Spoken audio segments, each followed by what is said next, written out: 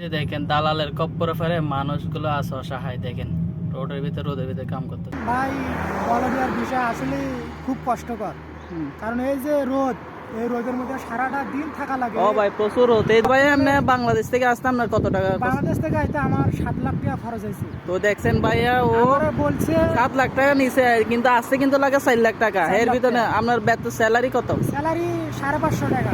550 টাকা। 550 টাকা কি হয়? 550 টাকা বাংলাদেশের 15,000 টাকা হয় না মনে হয়।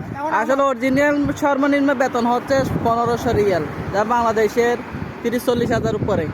আর ওরা দেয় 550, এর ভিতরে 7 লাখ টাকা দালালের কপ্পরে পড়ে। এখন আমারে বলছে যে সৌদি আরবে ভালো ইনকাম আছে, সৌদি আরবের ভালো একটা কোম্পানি।